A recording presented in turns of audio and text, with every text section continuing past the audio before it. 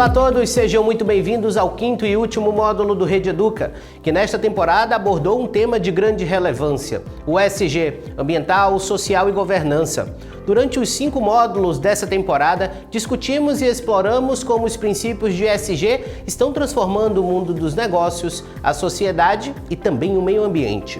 Discutimos práticas inovadoras, desafios atuais e as melhores estratégias para incorporar os pilares de sustentabilidade em diversas áreas, desde grandes corporações até iniciativas locais. E para nos guiar nesse processo de compreensão e aprofundamento, teremos novamente a presença de Guilherme Parizotti. Ele que é especialista na área e vai continuar a nos explicar de forma clara e também objetiva como o ESG impacta não apenas as empresas, mas também a sociedade e o meio ambiente de maneira geral. Vamos iniciar aqui falando sobre o Sistema B, tá? O Sistema B Brasil, ele é uma organização parceira do B-Lab desde 2012 e ele é responsável pelo engajamento, divulgação e promoção local de todo o movimento B no país, tá? Apesar da sigla B, não se confundam, tá? Não tem nada a ver com A e B, tá? É só um nome que eles deram mesmo, tá? O Movimento Global de Empresas B foi criado em 2006 nos Estados Unidos e ele tem como objetivo redefinir o sucesso na economia para que sejam considerados não apenas o êxito financeiro, como também o bem-estar da sociedade e do planeta. Esta é uma comunidade global de líderes que usam os seus negócios para construir um sistema econômico mais inclusivo, equitativo e regenerativo para as empresas e para o planeta. Ele foi fundado em 2011 e o Sistema B International supervisiona o crescimento do movimento em colaboração com parcerias nacionais que atuam ativamente no Chile, Argentina, Colômbia, Brasil, México, entre diversos outros países, tá? O Sistema B ele possui uma abordagem de dimensões para o tema de governança, trabalhadores, comunidade, meio ambiente e clientes. E também uma abordagem geral e setorial, tá? Setorial novamente, dependendo de cada segmento da empresa.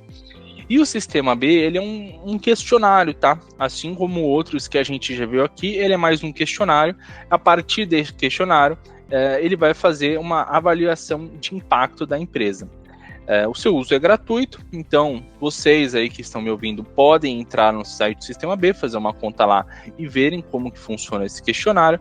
E aí, se vocês quiserem aderir de fato ao Sistema B, aí tem alguns mecanismos pagos para você fazer parte do Sistema B, e ele soma-se aí com mais um framework para trazer credibilidade para as divulgações de sustentabilidade da empresa, tá? Agora, passando para o índice de sustentabilidade da B3, a gente já conversou um pouco sobre ele. Ele é o 4º índice de sustentabilidade criado no mundo, então ele tem o seu pioneirismo, foi criado em 2005, e hoje ele é composto por 78 empresas dentro desse índice, tá? Sendo 2.761 empresas listadas na Bolsa, entende-se que é um número bem pequeno dessas empresas que fazem parte do ISE, tá? Eu coloquei esse número de empresas listadas na Bolsa, mas esse número ele muda dia a dia, tá? Então pode ser que ele esteja atualizado no momento que você estiver vendo, tá? O objetivo do índice de sustentabilidade é apoiar os investimentos na tomada de decisão de investidores e induzir as empresas a adotarem as melhores práticas de sustentabilidade, uma vez que as práticas ESG contribuem para a perenidade dos negócios, tá? O ISE é uma ferramenta de análise comparativa de performance. E aí, das empresas listadas na B3 sobre o aspecto de sustentabilidade corporativa, o ISE faz uma análise baseando-se em eficiência econômica, equilíbrio ambiental, justiça social e governança corporativa, tá? As dimensões olhadas são capital humano, capital social, governança corporativa e alta gestão, meio ambiente, modelo de negócio e inovação. E também apresenta uma abordagem geral e setorial, tá? Para você aderir ao ISE, você basicamente responde você tem que estar primeiro, né, presente, tem que ter capital aberto, tem que estar na B3. Você responde a um questionário, né, de adesão do ISE, e aí o ISE vai avaliar se sua empresa está apta a responder o índice deles, né, o questionário deles, ou não, tá? E aí, ano a ano, a empresa tem que fazer isso E tem anos que as empresas fazem parte, tem anos que as empresas saem. Isso vai depender do seu nível de sustentabilidade. Ele se enquadraria mais como um framework, tá? Ele é mais um índice mesmo, tá? E ele é baseado no Dow Jones, no índice de sustentabilidade internacional do Dow Jones, tá? Agora vamos falar um pouco do ethos, e aí vejam que eu estou passando, porque esses daqui eles já são importantes, mas são tão importantes quanto das aulas anteriores. Por isso que eu vou passando bem rápido, porque é mais para vocês terem de fato um conhecimento geral sobre eles, tá? O ethos, né? Ele é muito mais voltado para a parte social. Ele tem essa diferenciação e ele busca compreender e incorporar de forma progressiva o conceito de comportamento empresarial socialmente responsável. Além disso, procura implementar políticas e práticas que atendam a elevados critérios éticos, contribuindo para o alcance do sucesso econômico sustentável e de longo prazo. Ele busca fazer com que as empresas assumam suas responsabilidades com todos aqueles que são atingidos por suas atividades, de forma direta, tá, ou indireta, demonstram aos acionistas a relevância de um comportamento socialmente responsável para um retorno de longo prazo, identificam formas inovadoras e eficazes de atuar em parceria com as comunidades do entorno na construção de um bem-estar comum e de um valor compartilhado, e buscam que a empresa prospere, contribuindo para um desenvolvimento social, econômico e ambientalmente sustentável, tá? O Instituto Ethos de Empresas, ele é uma OCIP, que é uma organização da sociedade civil de interesse público. Uma OCIP, ela é semelhante a uma ONG, mas ela tem algumas características ali que as diferenciam de ONGs, e a missão dessa OCIP é mobilizar, sensibilizar e ajudar as empresas a gerirem seus negócios de forma responsável, tá? Então vejam que você pode se tornar um associado do Ethos, e o Ethos ele é muito mais voltado para essa parte de responsabilidade social das empresas, tá? O Ethos também apresenta uma série de indicadores que conversam com os frameworks que a gente já viu aqui, mas são indicadores muito mais focados na parte social. O EcoVadis, ele é utilizado por empresas que têm uma cadeia de suprimentos muito grande. Então, digamos que uma empresa petrolífera, uma empresa de mineração, essas empresas têm diversos outros fornecedores, e o que o EcoVadis faz é auxiliar a meio que você responder os padrões e ser auditado sobre a sua cadeia de valor. Porque uma das grandes preocupações de quem tem uma cadeia de suprimento muito grande são da onde que está vindo a matéria-prima, se tem trabalho escravo ou não. Então são tipos de preocupações que fazem a empresa olhar com carinho para o EcoVadis e tomar ele como uma plataforma de gestão dessas informações, tá? E também, para você aderir, você precisa pagar um valor para você ter acesso à plataforma. O FSC ele é uma organização não governamental sem fins lucrativos e que foi criada em 94 para promover o manejo florestal responsável ao redor do mundo. Então, basicamente, o que o selo FSC faz é olhar e dar uma certificação daquele papel em relação ao manejo florestal, cadeia de custódia e madeira controlada, para que se tenha certeza de que o papel que você está consumindo ele não veio de madeira ilegal. O Carbon Trust, ele é uma coisa que ele é mais utilizada no exterior, tá?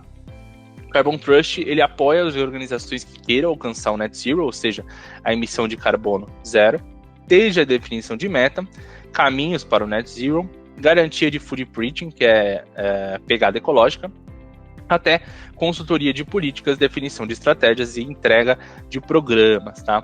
Ele propõe ali o planejamento e a entrega na transição Net Zero, rotulagem da pegada de carbono do produto e transformação no mercado, tá? A LEED é uma certificação que fornece uma estrutura para edifícios verdes saudáveis, altamente eficientes e econômicos, e que oferecem benefícios ambientais, sociais e de governança. Para obter essa certificação, um projeto ligado à infraestrutura de um prédio ganha pontos ao aderir a pré-requisitos e créditos que abordam carbono, energia, água, resíduos, transporte, materiais, saúde e qualidade ambiental interna.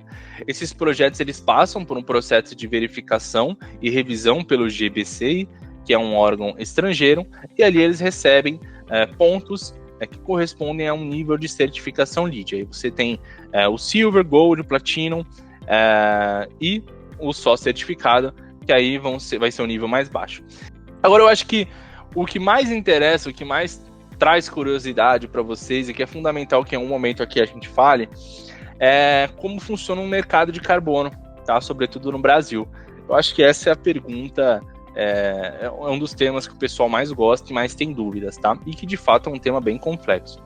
Os mercados de crédito de carbono, eles permitem que as empresas, organizações e indivíduos compensem as suas emissões de gás de efeito estufa a partir da aquisição de créditos gerados por projetos de redução de emissões ou captura de carbono, tá? A ideia por trás disso é transferir o custo social das emissões para os agentes emissores, ajudando a conter o aquecimento global e as mudanças climáticas.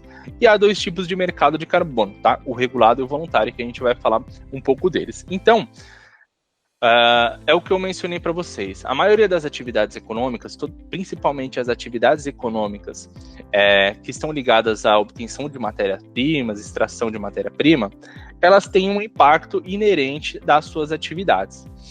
E aí a ideia do crédito de carbono é que esses mercados eles acabem arcando com esse valor que é uma externalidade do processo produtivo, ou seja, é algo que eu não esperava ter e não era o meu objetivo, que eu, por exemplo, queria fazer era extrair um minério, mas no meio desse caminho eu tenho diversos impactos ambientais, nesse caso, a emissão de gás de efeito estufa.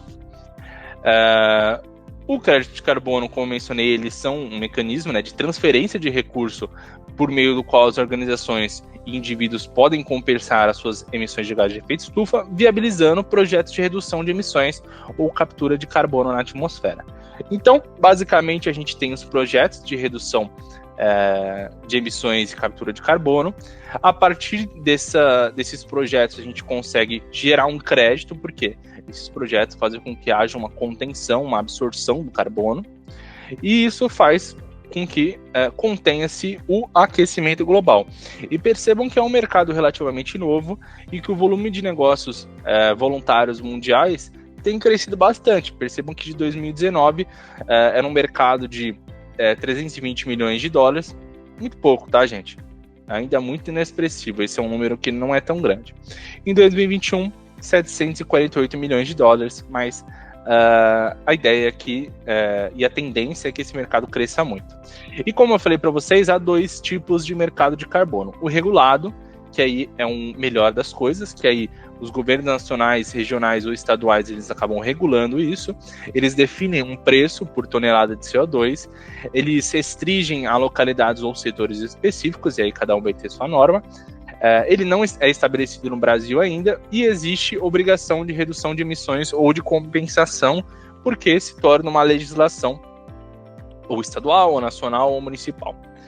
E tem o mercado voluntário, e aí as empresas, organizações ou pessoas físicas mesmo podem entrar nesse mercado. Esse mercado, o valor dele, né, o valor do crédito de carbono, ele vai ser regulado por contrato, porque não tem uma regulação no país.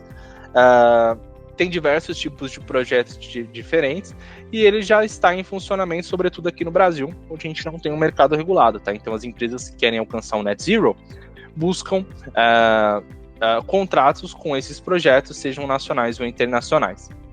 Então, basicamente, aqui a gente tem um resumão, né, do que é esse mercado. Tem o projeto de mitigação de carbono e para te dar um exemplo de projeto, pode ter origem em crédito de carbono os projetos ligados à agricultura sustentável, biocombustível, eficiência energética, preservação e reflorestamento e energias responsáveis e reuso de resíduos, tá? Tudo isso envolve projetos no mercado de carbono. Há uma verificação sobre o que está sendo gerado, sobre o projeto, sobre os padrões internacionais, e disso é gerado o crédito de carbono que vai para o mercado, tá? E aí as empresas que acabam emitindo que tem uma pegada de carbono muito grande, acabam compensando essa pegada de carbono comprando esses créditos de carbono. Por enquanto, o mercado europeu ele corresponde a 90% da comercialização de todo o crédito de carbono no mundo, ou seja, muita coisa. E os principais mercados voluntários de carbono estão localizados na Índia, nos Estados Unidos e na China, tá? O Brasil, ele ocupa apenas a 7ª posição desse mercado, com 4,7 mil toneladas de CO2, tá? E a contratação, e quem quer, no entanto, entrar nesse mercado necessita de uma boa elaboração de projetos, de um bom escopo de projetos, e quem requerer a contratação de profissionais ambientais para calcular de fato essa redução, que é uma coisa difícil de se fazer, e justamente os softwares de gestões, vem muito de gestão de ESG, vem muito voltado para essa parte de auxiliar as empresas nessa contabilização, tá? Também pode haver uma necessidade de consultoria especializada para auxiliar a empresa nessa comercialização do ativo e nessa compra, já que ainda não há regras claras para o mercado brasileiro. E olha só, enquanto o Brasil se prepara para sediar a Conferência Climática da COP30 em Belém, em 2025, o país está mais próximo de criar um dos maiores sistemas de comércio de emissões de carbono do mundo, tá? O Brasil hoje, ele é o 6º maior emissor de gases de efeito estufa, e até 2030 o país tem como meta reduzir 53% das emissões de carbono em relação aos níveis de 2025, e para 2050 afirmou o compromisso de atingir a neutralidade de carbono. Para alcançar esses objetivos, como parte do Acordo de Paris que o Brasil assinou, a nação deve reduzir drasticamente o impacto do desmatamento e da agropecuária, responsáveis por quase 75% das emissões brasileiras. Então, vejam que o agro tem uma pegada ambiental muito grande, por conta de desmatamento, que emite muita coisa, por conta de emissões oriundas do próprio gado, entre uma série de fatores, tá? Em um sistema de comércio de emissões, também conhecido como Cap and Trade, os governos fixam limites para as emissões permitidas, distribuem certas emissões para as empresas e em seguida deixam o mercado determinar o preço, já que as empresas compram e vendem as suas próprias emissões e fornecem fundos para projetos de redução ou captura de emissões como iniciativas de reflorestamento, tá? Agora, mudando um pouco de assunto e voltando para o nosso assunto dos padrões, a gente tem a certificação ISO, que é a 14001, chamada de Sistema de Gestão Ambiental. Ela visa ajudar as organizações de todos os tamanhos e setores a melhorar seu desempenho ambiental, demonstrando comprometimento com a proteção do meio ambiente e a preservação da poluição. E os principais objetivos da ISO é justamente a melhoria contínua dentro dos projetos, conformidade legal, gestão de riscos e engajamento dos stakeholders, tá? Ao adotar o sistema de gestão ambiental baseado na ISO 14001, as empresas não apenas minimizam seu impacto ambiental, mas também podem obter benefícios econômicos competitivos significativos. Agora, passando para o índice de sustentabilidade do Dow Jones, o índice ele é composto por empresas que se destacam em suas práticas de sustentabilidade, considerando justamente os critérios ESG. E as empresas elas são avaliadas com base em uma série de indicadores que medem seu desempenho em áreas como gestão ambiental, responsabilidade social, práticas de governança e gestão de riscos. Vejam que é bem semelhante ao ISE, ao nosso ISE aqui no Brasil, porque o ISE justamente é baseado no Dow Jones, tá? Para você aderir ao Dow Jones, você obviamente tem que ser uma empresa de capital aberto, mas pode ser uma empresa de qualquer lugar do mundo, não precisa estar situada nos Estados Unidos, e passa-se por uma avaliação de sustentabilidade. A seleção das empresas para o índice é realizada por meio de um processo de avaliação anual conduzido pela Sustainalytics, uma das principais empresas de análise de sustentabilidade. As empresas participantes precisam responder a um questionário detalhado entre suas práticas e políticas de sustentabilidade. E apesar de ser bem famoso no cenário macroeconômico, o índice Dow Jones ele conta com poucas empresas brasileiras, tá? Hoje, as que compõem esse índice é a CEMIG, Bradesco, Banco do Brasil, Itaú Unibanco, Klabin, Lojas Renner, Petrobras e Itaúsa. O CNP ele é um rating de crédito e ele é uma opinião informada acerca da probabilidade de um emissor honrar suas obrigações financeiras de forma tempestiva e total. O CNP ele pode auxiliá-lo a obter conhecimento sobre as questões de obrigações financeiras e acessar novos mercados. Ele aumenta a transparência, serve como um benchmark universal, né? E avalia e demonstra a qualidade de crédito. não é uma garantia, medida absoluta, mas sim uma ferramenta crucial para o processo de tomar decisão dos investidores. Então a gente tem também MSCI, que é super famosa, que é através da Morgan Stanley. Ela faz uma classificação ESG que visa medir a gestão de uma empresa de riscos em questão a riscos de oportunidades ESG financeiramente relevantes, usando uma metodologia baseada em regras para identificar líderes e retardatários do setor de acordo com a exposição dos riscos ESG, tá? E quão bem essas empresas gerenciam os riscos em relação aos pares, tá? Então, as classificações ESG, elas vão variando, né? Isso é normal das agências de rating, de AAA, AA, AB, BBB e por aí vai, tá? E também classificam títulos de renda fixa e ações, empréstimos e fundos, assim como ETFs e países. ETFs é um conjunto de ações, basicamente, tá? O MSCI ele fornece classificações e análise ESG, ajudando investidores a avaliar o desempenho de empresas em questões ambientais, sociais e de governança, ou seja, assim como os outros que a gente mencionou. A gente tem também a Fitch Ratings, que é muito grande também, uma outra importante agência de classificação de crédito e que também começou a integrar os fatores ESG, assim como o CNP, para avaliações de crédito. Além disso, ela fornece análises ESG. A gente tem a Moody's, que é uma agência de classificação de crédito também. Assim como as outras agências mencionadas, ela avalia os fatores ESG em suas análises de risco e fornece relatórios sobre como esses fatores podem impactar a performance financeira da empresa. A gente tem a Refinitiv, que aí ela é diferente desses ratings, tá? Ela é uma ferramenta fornecedora global de informações financeiras e dados de mercado e oferece uma ampla gama de serviços e plataformas de dados para os investidores. Além disso, ela também se trata de uma plataforma robusta de dados ESG, incluindo as classificações e métricas que ajudam investidores a avaliar, novamente, os desempenhos e critérios de sustentabilidade, além de publicar alguns insights e tendências do mercado ESG. A gente tem a Sustainalytics, que a gente já citou anteriormente, que é uma empresa justamente de análise e pesquisa ESG, a qual fornece classificações e relatórios sobre o desempenho das empresas em questões de sustentabilidade. Também é uma empresa amplamente conhecida por suas análises e detalhamentos, além das classificações de risco ESG, tá? E essas avaliações ajudam na tomada de decisão, assim como as outras. E, por último, aqui a gente tem a For Good, tá? Que é uma série de índices de ações que incluem empresas que atendem a critérios sociais e ambientais específicos, tá?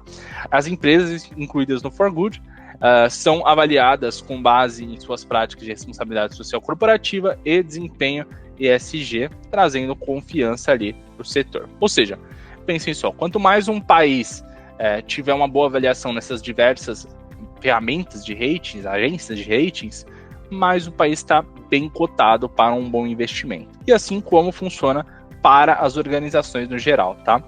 Resumidamente, para classificações de crédito ESG, a gente tem o MSCI, o CNP, a Fitch e a Moody's, que são as principais agências de classificação de crédito e que agora também integram esses fatores ESG nas suas análises.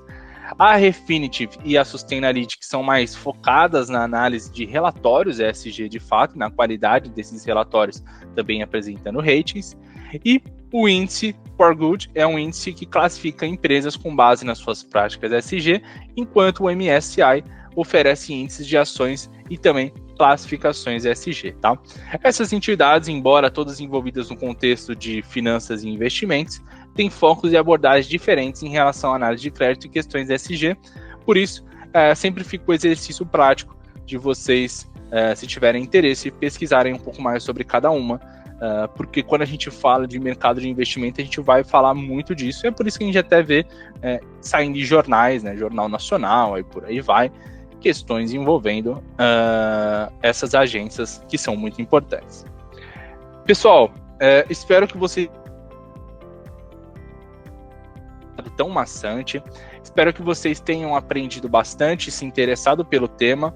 É óbvio que tudo que eu falei aqui é apenas a ponta do iceberg, tem muito conteúdo por trás e que vale a pesquisa individual e a curiosidade de cada um. mas espero que eu tenha conseguido passar um conhecimento diferente para vocês, trazer essa complexidade do mercado ESG que muitas vezes passa desapercebida, né? A gente acha que é só cuidar do meio ambiente, mas não, tem muita coisa por trás. Vocês percebam que não é uma modinha, tem as suas diferenças e as suas conexões com o mercado financeiro, e é por isso que é uma tendência mundial. E também façam o seu... tenham as suas opiniões críticas, suas divergências, cheguem com mais credibilidade, informações, conhecimento para debater sobre esses assuntos, e abra também a curiosidade para vocês pesquisarem sobre. Espero que vocês também tenham gostado aqui de tudo que viram, da didática e etc. E fico à disposição, né, para me procurarem. Muito obrigado e é isso, pessoal. Até a próxima. Abraço. Nos encontramos novamente na próxima aula. Até lá!